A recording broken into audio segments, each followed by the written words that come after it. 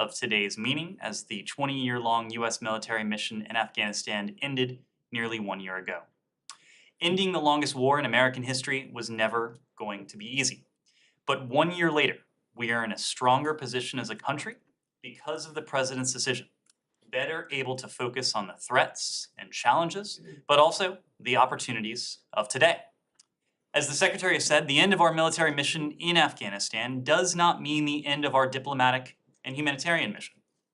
For more than 2 decades, the men and women of the State Department have served courageously and passionately to help deliver a better future for the people of Afghanistan. Our diplomats did their duty in dangerous conditions during those 2 decades, with some paying the ultimate price in service to their country and that mission. They served through the withdrawal, facilitating the evacuation of over 120,000 people a year ago. They have continued to work tirelessly ever since. In the last year, the United States has gone to extraordinary lengths to keep the American people safe from terrorist attacks, as we demonstrated most recently during the strike against al-Qaeda leader Ayman al-Zawahiri, to stand by our Afghan allies and their families by resettling tens of thousands of them here in the United States, demonstrating the very best of the American people's generosity, and will continue to welcome our Afghan allies over the weeks and months ahead. We'll also keep supporting the Afghan people during the dire economic times as the largest donor of humanitarian aid to the people of Afghanistan. We have demonstrated that we're able to fulfill our enduring commitments to the Afghan people using the various diplomatic tools at our disposal and with exceptional help from our partners like Qatar, the UAE, and our European allies and others. We are grateful for that support. And of course, the international community will continue to expect that the Taliban meet the commitments they have made to the Afghan people in key areas. We are doing all of this as we continue to urgently seek the release of Mark Frerichs. We can take on all of these challenges without putting our service members at risk in an open-ended military commitment. The same is true for our partners, including NATO, which is now more purposeful than ever in the face of Russian aggression against Ukraine. As a result, we are able to focus our resources to face new global challenges, confronting Russian aggression, managing the competition with the PRC, addressing shared challenges like COVID-19 and climate change, and seizing opportunities in the Indo-Pacific, among other regions. For the first time in nearly 20 years, our forces are not in harm's way in Afghanistan, and we are fully focused on the challenges and opportunities that define the 21st century. With that. Okay, thanks, Ned. Welcome back. Thank you. I do have a couple on Afghanistan, but I'll go to those after other people ask about it. I'm sure they will. I want to start with Iran. Sure. I know that you haven't seen the Iranian response yet to, no one has, at least unless it's come out in the last 5 minutes, to the new text.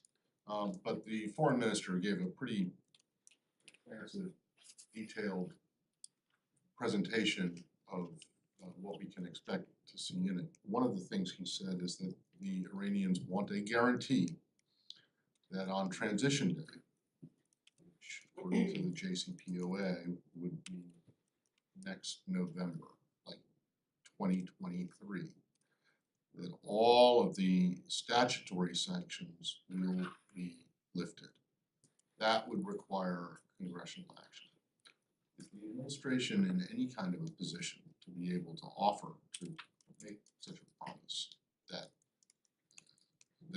those sanctions will be lifted? Because the administration that signed the JCPOA in the first place wasn't in a position to make that promise and said only that it would seek the repeal of the sanctions. So Matt, let me start out by saying that when it comes to the Iranian response, I'd refer you to the EU. When it comes to a response from the EU, I'd refer you to the EU. When it comes to the United States, as we've said before, we will share our views on the text proposed by the High Representative directly with him. We will do that privately. We do agree, however, with his fundamental point, and that is that what could be negotiated has been negotiated. And that is why the High Representative took it upon himself to propose a text that is substantially based on the March proposal that has been in play for some time. Let me also take a step back and answer your question this way.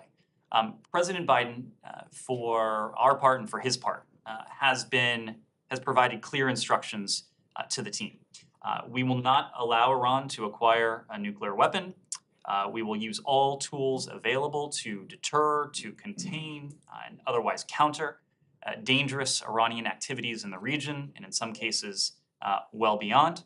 Not the least of which, as we've all been discussing in recent days, is the plotting against former U.S. officials and other potential threats to American citizens.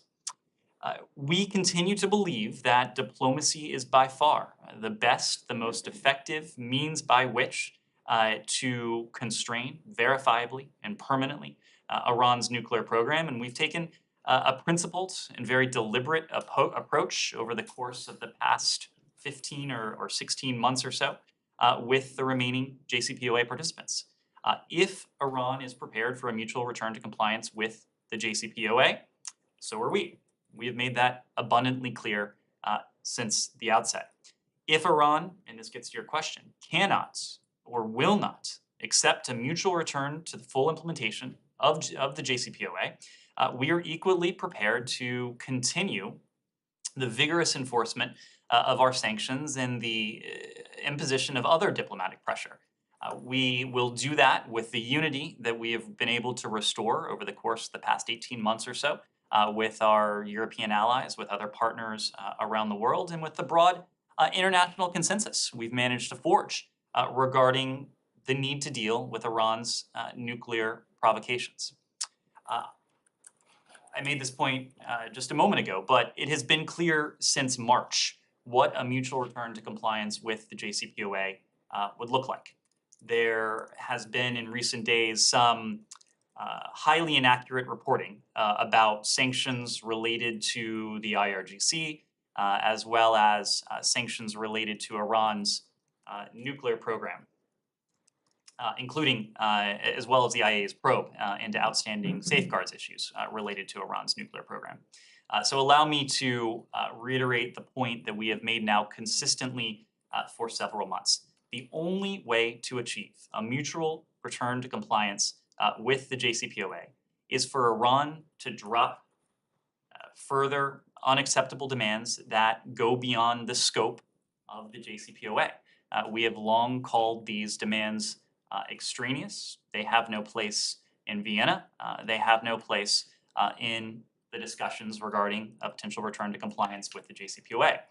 The president has been clear that and steadfast that the FTO designation and other sanctions on the IRGC are beyond the scope of the JCPOA. To give you just one example, if Iran wants these sanctions lifted, they will need to alter their underlying conduct. They will need to change the dangerous activities that gave rise to these sanctions in the first place.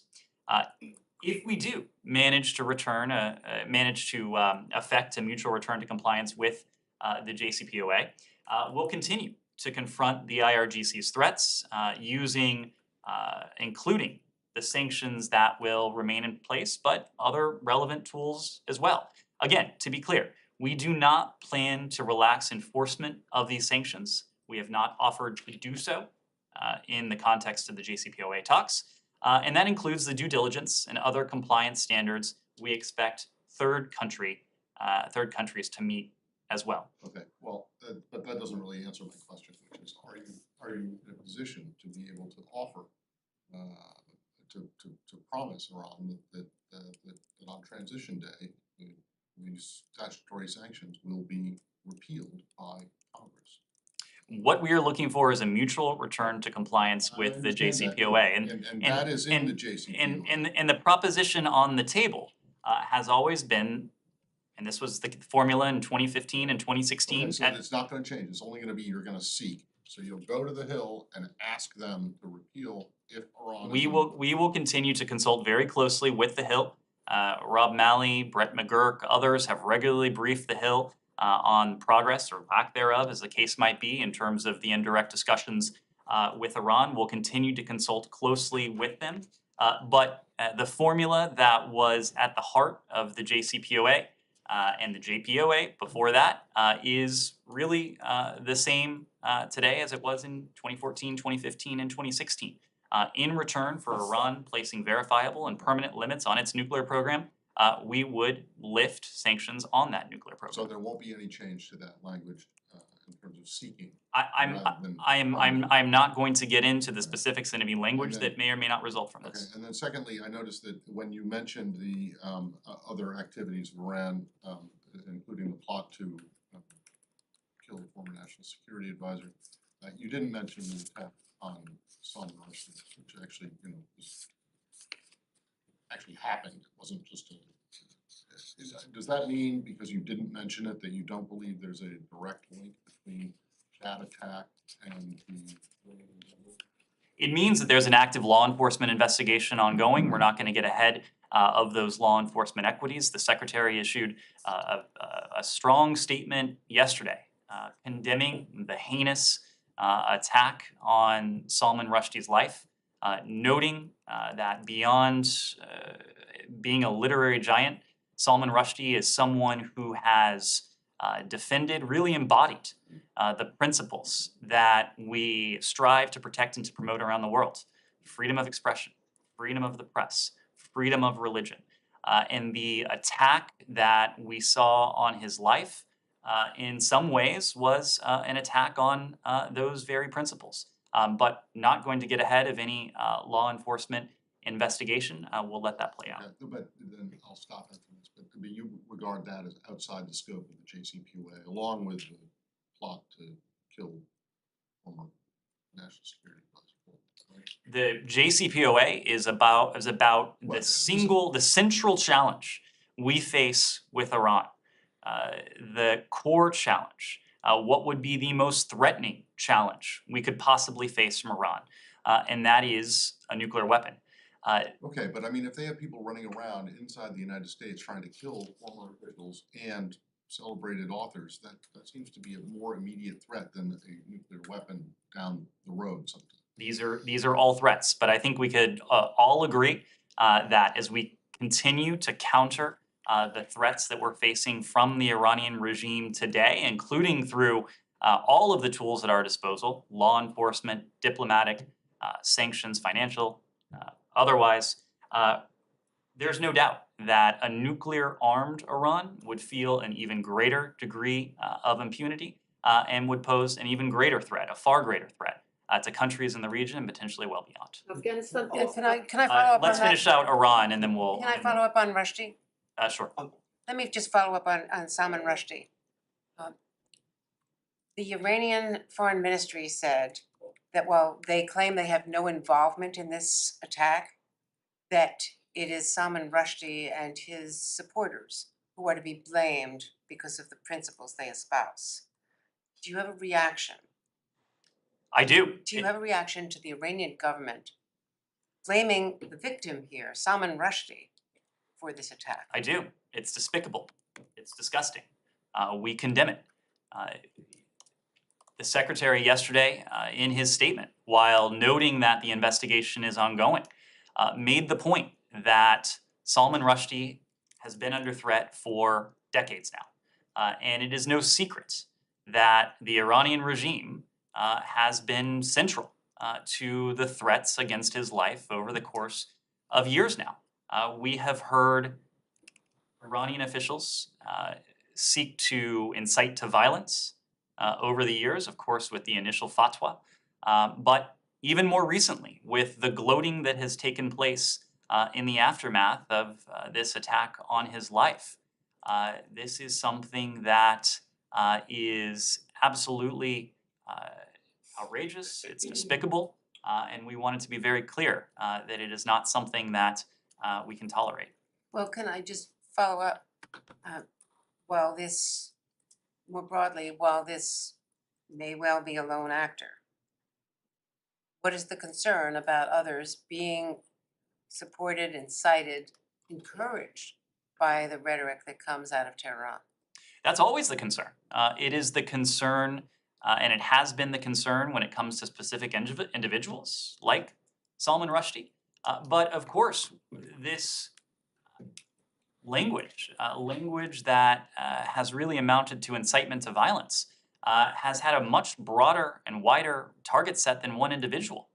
The number of statements that emanate from Iran towards the entire country of Israel, towards the Jewish people, towards any number of individuals, groups that the Iranian regime, for whatever reason, opposes. This is something that, of course, is not new to Iran, but it is something that we condemn at every turn. Afghanistan, please. Anything else on Iran? Yes, Let's finish this out. In the case of Masih al-Nijad, does the administration see her case as an example of transnational repression? A man arrested in front of her house is an Azerbaijani citizen, and the Azeri government is remarkably silent about him. Do you, in your opinion, do you think Iran is involved in this case? And do you have any information about how he entered the country and how much this is distinctly about the case of repression? We do see this as a case of transnational repression and, in some ways, attempted transnational aggression. The Department of Justice has released information about the plot against her, and obviously there have been concerning developments since. I don't want to weigh in on the specific actors involved in this because there's still an active law enforcement component, but Iran is one of the many governments that has sought to export not only repression, but also aggression. And we have, again, using all of the tools at our disposal, including in this case, law enforcement tools, sought to, in the first instance, thwart threats against individuals. We've spoken to the plot not only against her, but also John Bolton as well, and to use the tools at our disposal to make clear that there will be severe costs and consequences if this type of activity continues. So you do believe that Iran is behind the attack, just to be clear about Sorry, which attack are you referring You do to? believe that Iran is behind this attack, Which attack are you referring to? al-Nijad's case? Again, the Department of Justice has released information on it. I would refer you there. Afghanistan. Yeah, we'll finish at Iran. The Iranian foreign minister said today that U.S. gave green light exactly over 2 contested issues, and a third one, which is related to guarantees, is still under negotiations. How much of this can you confirm? Well, I have been tried to be clear just a moment ago about some of the highly inaccurate reporting that has been circulating. We've been clear about what a return to mutual compliance with the JCPOA would look like. There are issues that the Iranians have put on the table that are clearly extraneous to the 4 corners of the JCPOA.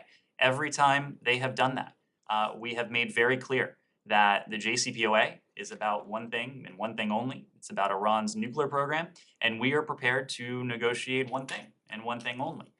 That is the steps that Iran would need to take to once again place the permanent and verifiable limits on its nuclear program, and the steps we in turn would be prepared to take to lift sanctions on Iran's nuclear program if Iran agreed to take those steps. You say you are prepared. Isn't it done? Because Iran even said today by midnight, Tehran's time, they are going to give a final answer. Does your reviews, compromises, are they still going, or is it finished? Is it final? As I said a moment ago, there is a core truth in what High Representative Borrell put forward a couple weeks ago now.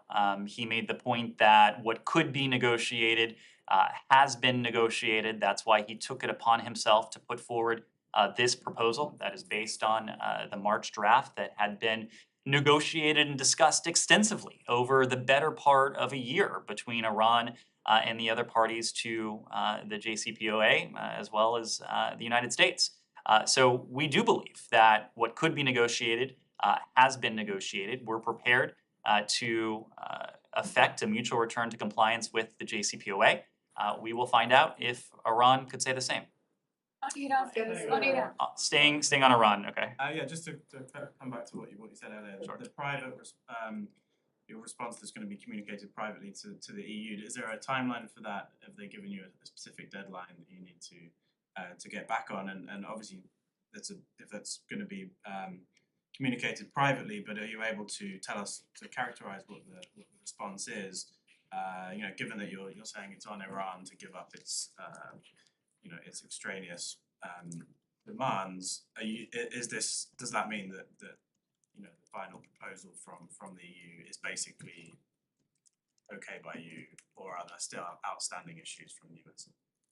It would really stretch the definition of private if I were to detail here in public what our response to the High Representative will be. What I can say is that the United States has been prepared since the outset to return on a mutual basis to the JCPOA. We were engaged in the painstaking indirect negotiations with Iran that culminated in the draft that has been on the table since March. We have been prepared to accept that because it would reimpose the constraints, significant, permanent, verifiable constraints on Iran's nuclear program. That is what we seek to have reimposed once again, to see to it that Iran's nuclear program is no longer able to gallop forward. Iran can no longer march forward towards a breakout time that is growing shorter and shorter. And as it does so, acts with greater impunity around the world. But we're going to keep our discussions with the EU and the High Representative between us and the High Representative. What about a timeline for that? Within hours from now? Or? We will be in touch with the High Representative as he is requested. On Iran. On Iraq? On Iraq? Let's stay on Iran. Iran. Yeah. If Iran comes back to the EU tonight and with no answer, or yes, but we need clarifications, or no, we need clarifications, how would you read this? I mean, buying time, and how do you respond to this?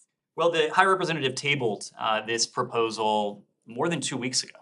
And over the course of the past 2 weeks, the parties have worked with the EU to pose any questions, to discuss any issues that lacked clarity or potentially lacked precision. So Iran has had an opportunity to do that. I don't want to speculate as to what or how Iran might respond, but I can say that there is a track record here that extends 15, 16 months or so. And over the course of those 16 months, Iran has not consistently demonstrated the seriousness of purpose. Iran has not consistently demonstrated that, as are we, that it is steadfastly and sincerely committed to a mutual return to compliance with the JCPOA. Iran here has an opportunity to prove to us, but more importantly, to prove to the world that it is in fact committed to a mutual return to compliance with the JCPOA. Okay, Afghanistan. let's go to Afghanistan. Thank you very Sure, much, Nazira. Mr. Price. Welcome back. Thank you. Yeah, thank you very much. You mentioned the beginning of your speech about Afghanistan. It's really 1 year. It's a long time for Afghan women. Still Afghan women suffer. Still we are crying about this flag. And women protest on the street, Taliban shooting them. And the school is still closed. As you mentioned, that United States continue their humanitarian assistance. That's good, thank you. But as I told you the day before yesterday and yesterday, around the world, women protest because of women in Afghanistan. And Taliban answered them by shooting the gun. Number two, President Ghani was recently did an interview with CNN, and he totally blamed the United States for collapse of the regime. Do you have any comments about President Ghani? And he said Khalilzad a two faces, United States play game with me, so many things. There's a short interview. On your first question, there are a number of priorities, a number of enduring commitments we have to the people of Afghanistan. At the top of that list is to use every tool that we have appropriate to see to it that the Taliban lives up to the commitments that it has made publicly, that it has made privately, but most importantly, the commitments that the Taliban has made to its own people, to all of the Afghan people. And when we say all of the Afghan people, we mean all. We mean Afghanistan's women, its girls, its religious minorities, its ethnic minorities. The Taliban has made these commitments. The Taliban, of course, has not lived up to these commitments. We have taken every opportunity we have in direct engagement with the Taliban, in working with our partners and allies around the world to aggressively advocate for the rights of women and girls, as well as minority groups. Rina Amiri, our special envoy, has been focused on this task since she's been at the department. Tom West, our special representative for Afghanistan, has made this a central point in every one of his engagements, direct and indirect, with the Taliban government. It is core to us, as are the other key priorities that the Taliban, the assurances that the Taliban made to us, as well as to the international community, that Afghanistan does not become a safe haven for terrorists, that the Taliban will engage in national dialogue towards a government that represents all Afghans. The promise of freedom of movement for those who wish to depart the country. And of course, a priority of ours is the safety and ultimately the freedom of Mark Frerichs, who has spent years of his life in custody. All of these are priorities of ours. We continue to raise them through diplomatic channels. It is also core to our humanitarian strategy for Afghanistan, and you referenced this. The United States continues to lead the world in the level of humanitarian funding and assistance that we have provided to Afghanistan, including over the past year. More than $750 million to the people of Afghanistan, much of that specifically earmarked for the country's women and girls, for its minorities. Just last Friday, we announced an additional $150 million funding that is separate from that $750 million. Our Treasury Department has issued general licenses. We have worked with the World Bank on their Afghanistan Reconstruction Trust Fund. We have worked with UN agencies and international financial institutions as well to seek relief for the humanitarian burden that has faced the people of Afghanistan for the past 20 years, but in some ways has been even more acute in recent months. We made this point a year ago that our commitment to the people of Afghanistan in different ways, in different forms, would not end upon the departure of U.S. military forces from Afghanistan. We have been able to make good on that. What we are going to remain focused on is achieving progress, doing all that we can to see to it that this humanitarian support, that these diplomatic steps, that these other tools that we've been able to wield, both in the direction of the Afghan people, but in some cases towards the Taliban itself, measures of accountability that we've imposed on the Taliban itself, to see to it that these steps lead to progress for the people of Afghanistan, including its women, its girls, its minorities. I don't have a specific response to the remarks of the former president. And also Taliban declined Iman al-Zawahiri strike attack. They say United States should show us evidence. He was not on that building. I can assure you that we are confident he was there. We have the utmost confidence that Zawahiri was killed in that strike, in that precision strike against him. We have reason to believe, very good reason to believe, that members of the Taliban Haqqani network were aware of his presence in Kabul, and we are taking a close look at the implications of that, because just as I mentioned a moment ago, in terms of the Taliban's inability or unwillingness to live up to the commitments it has made to the people of Afghanistan with regard to the rights of women and girls, this was a grave breach of the U.S. Taliban agreement. The Taliban can say what it wishes, but the facts are not on their side. Thank you. On Iraq. Anything else on Afghanistan? Afghanistan. Sure, go ahead. Ned, you talked about the status of women in Afghanistan, and you briefly mentioned religious minorities. What is your assessment, though, of the plight of religious minorities in Afghanistan? Well, religious minorities in Afghanistan have faced a complex set of threats, not only from the Taliban, which has not shown the tolerance and inclusivity that they have promised privately as well as publicly, but most importantly to the Afghan people, but also from the likes of ISIS-K. And the number of attacks that we have seen attributable to ISIS-K against, for example, Shia mosques, Shia worshippers, individuals who were doing nothing more than exercising their universal right to freedom of religion, to freedom of belief, who've been killed in doing so. That is a testament to the threat that is faced by religious minorities in Afghanistan. We will continue to see to it that groups like Al-Qaeda, groups like ISIS-K are not in a position to pose a threat beyond Afghan's borders to the United States, to our partners, to our allies.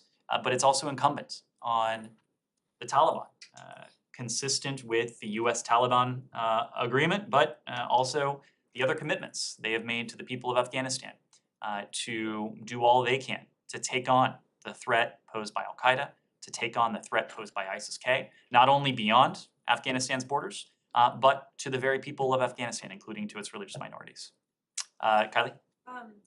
Just on the Afghan central bank funds, Tom West had a statement out from the department today saying that the Biden administration doesn't see the Afghan central bank as a near-term option in terms of unfreezing those funds, and talked about Zawahiri's being sheltered by the Taliban is a key factor in reinforcing concerns about the possibility of funds going to terrorist groups. So what I'm curious about is what exactly would need to happen for those funds to be released. Do they need to take action that's related to counterterrorism in the country? Are you guys still working on the mechanisms? What is this pause? What does it need to be lifted, I guess? So I don't mean to play media critic today, but there has also been some highly inaccurate reporting today regarding the ultimate disposition of the $3.5 billion in reserve funds. The idea that we have decided not to use these funds for the benefit of the Afghan people is simply wrong. It is not true. Our focus right now is on ongoing efforts to enable the $3.5 billion in licensed Afghan central bank reserves to be used precisely for the benefit of the Afghan people. What Tom West is referring to, and the point we have made broadly, is that we don't see recapitalization of the Afghan central bank as a near-term option.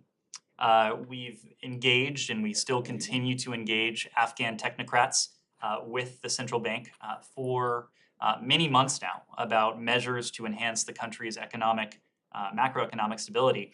We just don't have confidence that the institution's safeguards and monitoring are in place to manage those assets responsibly. And to your question, needless to say, the presence of Ayman al-Zawahiri on Afghan soil with the knowledge of senior members of the Haqqani Taliban network only reinforces the deep concerns that we have regarding the potential diversion of such funds to terrorist groups. So right now we're looking at mechanisms that could be put in place to see to it that these $3.5 billion in preserved assets make their way efficiently and effectively to the people of Afghanistan in a way that doesn't make them ripe for diversion to terrorist groups or elsewhere. And sorry, just to follow up on that, so is the onus on the Biden administration to develop those mechanisms right now, or is the onus on the Taliban to actually prove that they can manage this money responsibly? This is something that we've discussed collaboratively with technocrats within the country, individuals who know the ins and outs of Afghanistan's financial system. We will continue those discussions as we seek to devise a way to see to it that these funds are dispensed in the manner in which they were intended. And then just on the House Republicans report out today, can you just explain to us why the department decided not to provide transcribed interviews to this committee? I understand you guys briefed the committee and staffers multiple times on Afghanistan, but why not provide them with the transcribed interviews that they were asking for? So let me, before I get to that, there are a number of facts within this report, a report, by the way, that was the product solely of the minority staff on the committee, but a number of facts that this report overlooks. There are a number of facts that this report gets wrong. But there is one fundamental fact that this report ultimately either elides, ignores, misrepresents, and that is the fact that we inherited an agreement. When this administration came into office, we inherited an agreement that the last administration had negotiated just about a year ago. As we said at the time, it wasn't an agreement that we precisely would have negotiated, but it's one that we inherited. And as part of that agreement, we inherited a deadline. And among the elements that that agreement stipulated was the fact that for all intents and purposes, the status quo, by that time, 2,500 U.S. forces, the smallest number of U.S. service members that had been in Afghanistan since the start of the U.S. military operation there, in the face of the strongest that the Taliban had been since 9/11, but that status quo would not have been an option going forward. There were two options, really, that were available to this administration. It was to withdraw U.S. service members, or it was to double down for a renewed combat mission. And ultimately, as we all know, President Biden made clear that he was not willing to continue with an open-ended military commitment where more than 4,500, nearly 2,500 American service members had paid the ultimate sacrifice. More than $2 trillion in investment had been made, and we had this agreement that in many ways precluded a fuller set of options, an agreement that had been in place for some time. When it comes to the department's interaction with the committee, and you alluded to this, but we provided over 150 briefings to members and staff on Afghanistan since August of last year. Those briefings have covered a wide range of topics: the withdrawal, women and girls, relocation operations, counterterrorism, talks with the Taliban, among other issues. We engaged member offices on hundreds of congressional inquiries related to people in Afghanistan. This committee, HFAC alone, held 21 full and subcommittee hearings and member briefings leading up to and following the evacuation operation last year, which expressly focused on Afghanistan, or during which questions regarding Afghanistan were asked and answered. The Secretary testified at 2 open hearings dedicated exclusively to Afghanistan as well as other open hearings where questions on Afghanistan were asked and addressed. And other senior members of this department have answered dozens of questions relating to Afghanistan in other open hearings. We've briefed HFAC over multiple hours on issues of policymaking, contingency planning, operational details related to the evacuation operation, and answered questions related to the current state of Afghanistan. And we consistently stayed until we had exhausted all of their questions from both Republicans and Democrats on the committee. As part of those 150 briefings, the relocation team not only briefed this committee, HVAC, but also its Senate counterpart, Senate Armed Services Committee, House Armed Services Committee, on a regular basis, every 2 weeks on relocation operations, a cadence that later switched to every 3 weeks, but remained regular. And those updates continue to be ongoing. And when is the State Department's own review happening? And just, you said that there are facts that are wrong in the report. Are there any facts that you would like to dispute on the record? There are a number. I'm not in a position to detail 119 pages worth, but one that comes to mind immediately beyond the sort of the central idea that the status quo, preservation of the status quo was not an option. I believe the report makes the accusation that about a quarter of the evacuees from Afghanistan, only a quarter, were women and girls. That is not accurate. In What fact, is that percent? it is over 40% Of the evacuees? of the evacuees. During that period of time? During that period of time, that's correct. In terms of the after-action review that the State Department has undertaken, as you know, Secretary Blinken ordered a review so that we could harvest and learn the lessons not only of the final weeks of the U.S. Mission in Afghanistan, but really of the final chapter of our presence, of our physical presence in Afghanistan. Dan Smith, retired career ambassador, led that review. The review itself is classified so that it could draw from every appropriate original source material. We are finalizing elements of that report. It is our hope and expectation that we will be able to release publicly elements of that report, but part of the reason there is this process has taken some time is because the report itself is classified, and we need to make sure that everything we do or say is consistent with classification, security, and other imperatives. On Iraq. Anything else on Afghanistan?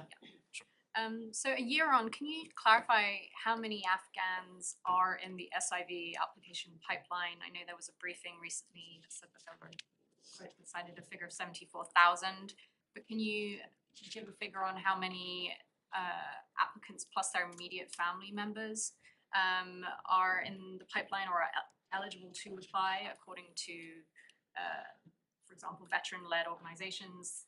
That figure is 160,000. Probably more. Sure. And can you also just characterize what is the working relationship between the State Department and some of these veteran-led organizations that are still helping to get Afghans out of Afghanistan, but also third countries?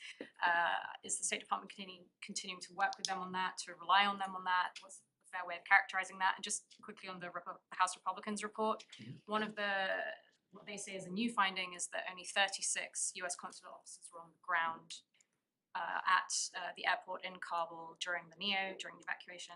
Is that figure correct? And is that figure significant in terms of whether or not that had an effect on the process of getting Afghans and others and Americans out? Sure. So on your first question, there's been some confusion around this figure. So to clarify, as of last week, as of August 9th of 2022, there were about 17,000 individuals who had submitted the paperwork required for Chief of Mission approval. There are additional individuals in the pipeline, but those individuals have, in some cases, only expressed interest in applying for SIVs, or in some cases, they have submitted some, but not all of the paperwork required for the Chief of Mission approval. Historically, about 40% of applicants don't pass the Chief of Mission approval stage. Just to give you a bit more context, because we've had an opportunity over the past year to speak quite a bit about the SIV program, but I think it is worth a reminder as to how this program has evolved over the past 18 months. When this administration came into office in January of 2021, not a single interview had been conducted in Kabul for an SIV applicant since March of the preceding year, March of 2020. Of course, some of that was due to COVID restrictions, but at least part of that, was a reflection of the way in which the previous administration had not maintained this program, how it had been allowed to atrophy and to go into a state of disuse and disrepair. We immediately surged resources to this program by within 10 days of this administration coming into office. SIV interviews had restarted in Kabul. We increased the number of SIV of staff processing SIV applications by more than 15-fold. We took a holistic look at the congressionally mandated steps, interagency steps, required to process a single SIV applicant, and we streamlined that process, and we've continued to do so. You saw elements of that streamlining even within recent weeks. By April of last year, by April of 2021, the embassy had set a goal of interviewing 850 principal applicants per month. Recall, that number had been at 0 applicants per month as of January. And in fact, between March and August of last year, we increased the number of visas issued per week, not the number of interviews, but number of visas issued per week from 100 in March to 813 the week of August 6th, and that number has continued to decline. By May of last year, we had reduced average processing time by more than a year. And with all of these steps that we had put in place over the course of the last year, we've issued more than 15,000 SIVs since the beginning of the Biden administration. We have taken the average processing time for Chief of Mission Review, this key step at the outset of the process, from 883 days, where it was on January 1st of 2021, to 82 days, decreasing by more than tenfold the time required to process individuals through this initial phase. There have been nearly 90,000 Afghans evacuated or otherwise transported to the United States since August 15th of last year. The point we made last year with the 124,000 individuals we evacuated from Afghanistan at the time, of those Afghan citizens, many of them were Afghan SIV holders, Afghan SIV applicants, or individuals who have been or were SIV eligible. Since the end of the U.S. military-led evacuations, since essentially September 1st of last year, we have facilitated the departure of some 13,000 Afghans from Afghanistan. Again, some SIV holders, others eligible, others who had other forms of status. You had another question in there that is now escaping me. On the House Republicans report, the figure that they cited was Remember that she even had one. a lot of numbers. On consular officers. What I can say is that when it became apparent that we would be undertaking a large-scale evacuation from the airport in Kabul, we surged consular resources to the airport. We doubled the number of consular officers who were on scene. What I can also tell you is that the number of consular officers, whether at any stage of the evacuation, was not a limiting factor, a significant limiting factor in the number of individuals we were able to process onto the airport compound and onto planes. There were a number of logistical problems and challenges, not the least of which is that HKIA is a large compound that needed to be secured with relatively few entry points in a very high threat environment. A high threat environment that was reflected in the tragic attack that we saw towards the end of that evacuation operation. But we had an appropriate level of consular officials on the ground. Secretary Blinken made a point to regularly ask his team if we needed more consular officers, if we needed any other class of State Department official on the ground during that period to facilitate more people getting out. And the answer that was delivered to him. The answer that was apparent to us is that the number of consular officers on the ground was not a significant limiting factor. Anything else on Afghanistan before we move on? Iraq. Reiner? Afghanistan? Afghanistan? No. Oh, anything else on Afghanistan?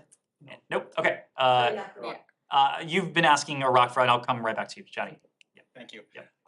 In the letter, the Senate Foreign Relations Committee asked Secretary Blinken and the department to engage at the high level, Iraqi government and Kurdistan regional government over oil and gas issues. Is the department willing to engage at the high level, and what prevents the department from engaging those governments at the high level?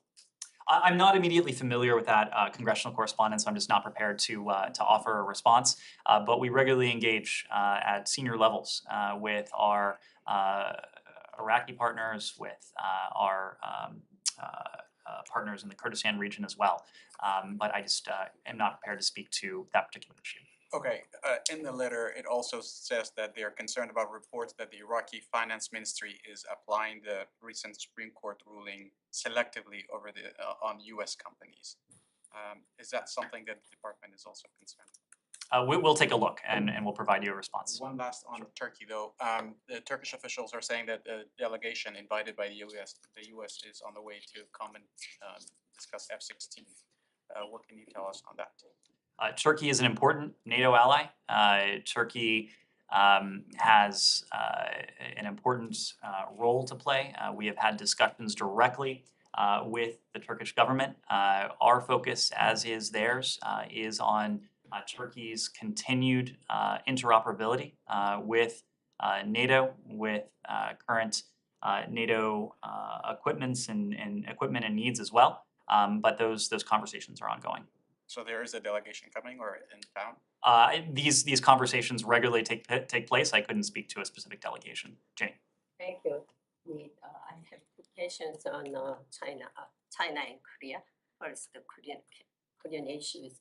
South Korean President Yoon Suk-yeol, in his congratulatory speech yesterday on August 15th, he said, if North Korea comes to denuclearization negotiations with sincerity, he will provide drastic support to North Korea. What does the United States think about this drastic support proposal to North Korea? Well, we strongly support the ROK's aim to open a path for serious and sustained diplomacy with Pyongyang. Our shared goal, shared with the ROK as well as our other allies and partners, is the complete denuclearization of the Korean Peninsula, and we'll continue to coordinate closely with the Yoon administration to this end. As part of that, we believe that a robust and effective trilateral relationship between and among the United States, the ROK, and Japan is critical, both for our shared security and for advancing our common interests in defending freedom and democracy, upholding human rights, championing women's empowerment, combating climate change, building more secure, resilient supply chains, promoting regional security and stability, strengthening the global nonproliferation regime, and bolstering the rule of law in the Indo-Pacific and across the globe. This is a relationship that, the trilateral relationship, that in many ways transcends the Indo-Pacific and has implications for our collective positioning and the free and open nature of the international system well beyond the Indo-Pacific. So we'll continue to discuss this with the Yoon administration. We'll continue to discuss this with our Japanese allies, and we'll, I suspect, continue to discuss this on a trilateral basis. Can sanctions be lifted in the early stage of negotiation with North Korea, or sanctions will be remained continuous? The United States position is the U.S. support post denuclearization. What is the difference between them? Well, unfortunately, that question is a complete hypothetical at this point, because the DPRK has heretofore not demonstrated any indication that they are interested in diplomacy or dialogue. We have continued to make clear that for our part, for the part of some of our allies and partners, we are prepared for that dialogue and diplomacy. We believe that diplomacy provides the best means by which to fulfill that ultimate objective that you put forward, that you stated, the complete denuclearization of the Korean Peninsula. Don't want to get ahead of what that diplomacy and dialogue might look like, what it might entail, because unfortunately we're just not there yet. But we believe that diplomacy can bring practical, pragmatic steps that the United States could take, that the DPRK could take, that our allies and partners around the world could take towards that ultimate goal of the complete denuclearization of the Korean Peninsula. Lastly, on China, Chinese officer recently said that China's ultimate goal is to unify Taiwan by force. How would you comment on this? Well, it's been clear for some time that there is one side, there's one party that seeks to change the status quo, the cross-strait status quo that has been at the center of stability and security across the Taiwan Strait for some 40 years now. It is not the United States, it is not Taiwan, it is the PRC that is challenging the status quo, that is seeking to erode the status quo, and that even with its recent provocative and totally unnecessary response to the congressional delegation that visited Taiwan earlier this month, has again demonstrated that its willingness to challenge that status quo. Do you have any thoughts on the latest CODEM to visit Taiwan, and any thoughts on the comparatively subdued response from Beijing to that? I don't have a specific response other than to restate the point that we made previously. Members of Congress, congressional delegations, have gone to Taiwan for decades, and they will continue to do so. Some 10 or more congressional delegations have visited Taiwan this year alone. Members of Congress visiting Taiwan is entirely in line with our longstanding one China policy. In the face of that, and this goes back to what we saw earlier this month, the PRC has entirely overreacted. Our response to the PRC's provocations has been measured, has been responsible. We made clear that we did not intend to escalate and that there was no reason for a crisis. But we also made clear, and you heard this from the White House on Friday, that we won't be deterred from flying, from sailing, from operating in the region in accordance with international law. And that's why President Biden directed, as you heard on Friday, the USS Ronald Reagan to remain on station longer and announced that additional steps would be forthcoming in our support for Taiwan. But if you're willing to characterize their response to the Pelosi visit as an overreaction and provocative, how do you characterize the response to the Markey? Well, any response to a peaceful visit by members of Congress, any response that entails bellicose rhetoric or military maneuvers or provocative actions is totally unnecessary and an absolute overreaction. Okay, well, have you seen any of that? I'm not going to characterize what we may have seen in. Characterize it if you think that it's out of line.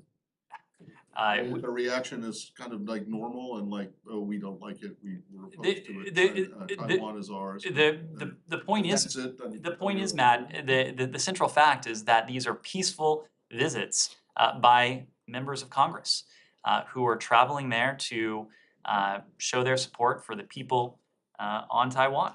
Okay, but this is not an overreaction. I'm just not. I mean, is the only time it's an overreaction when you come out and actually say that it's an overreaction? It is an overreaction when we hear bellicose rhetoric, or when we see provocations, when we see military maneuvers. You hear the bellicose rhetoric this time?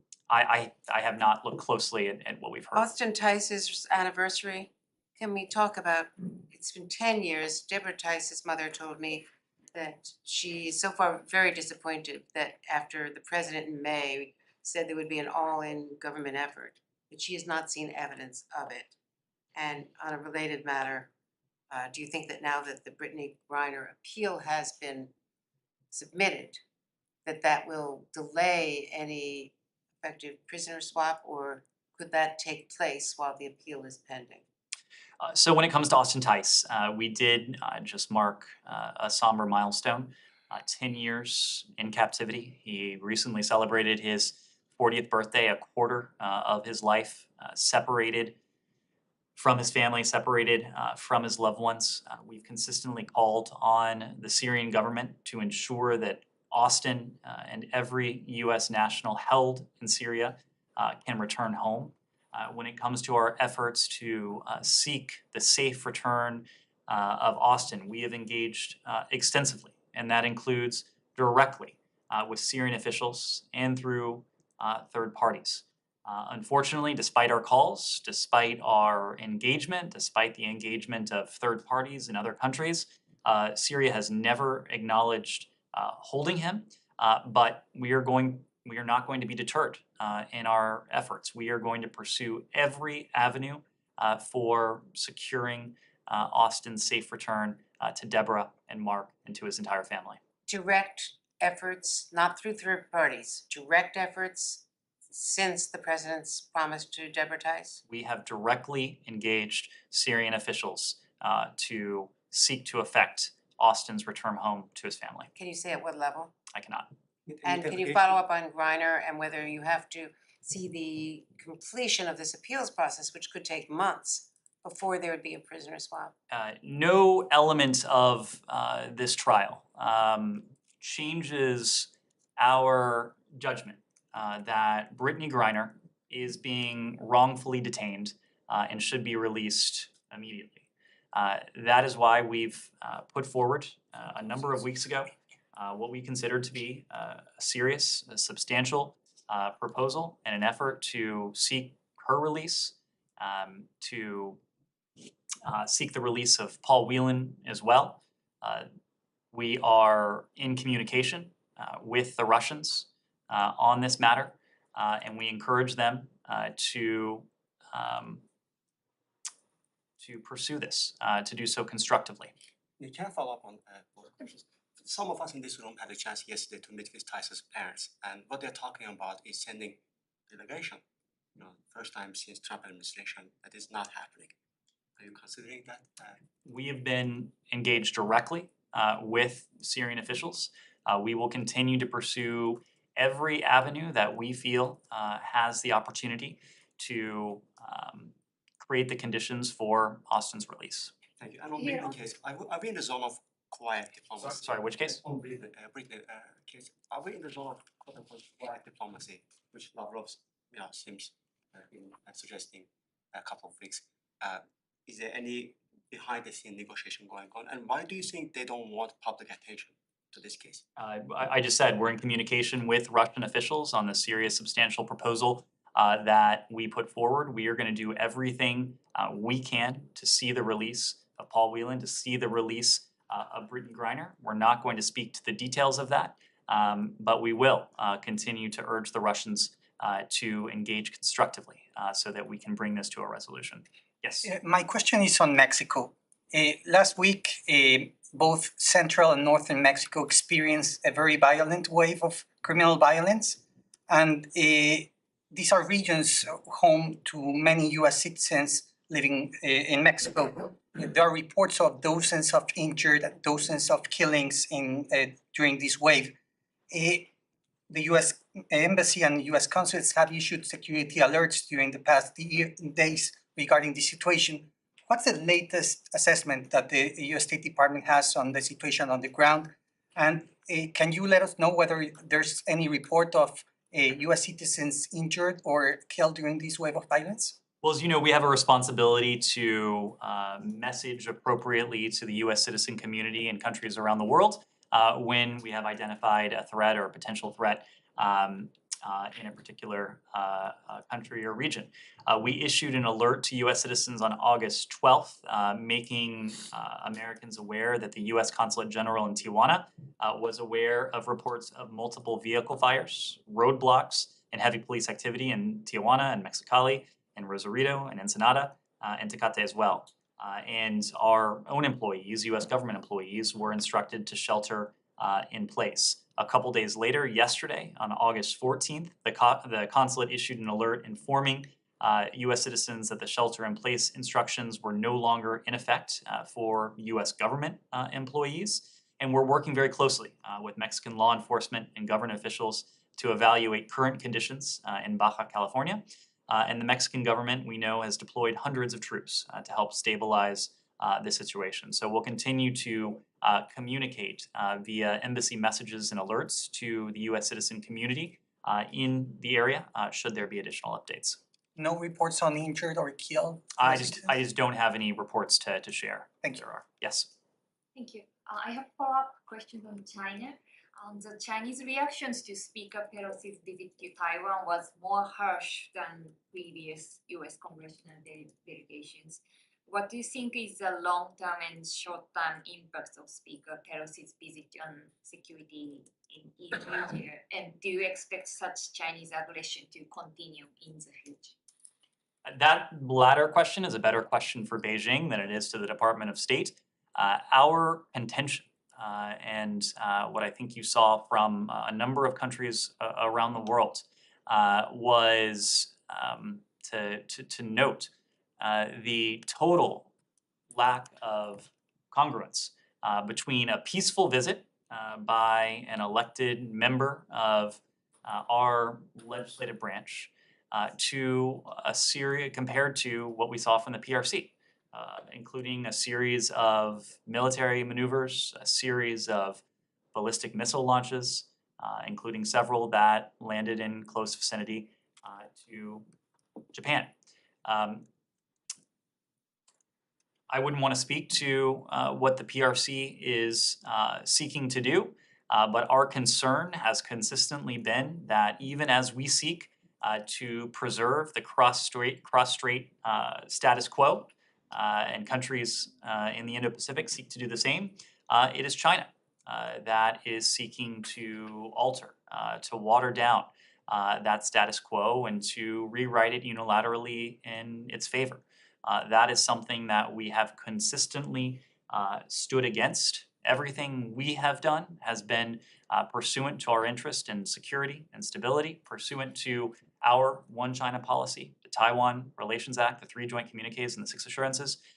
What we have seen from the PRC is deeply concerning because rather than preserve the status quo, China seeks to undermine it.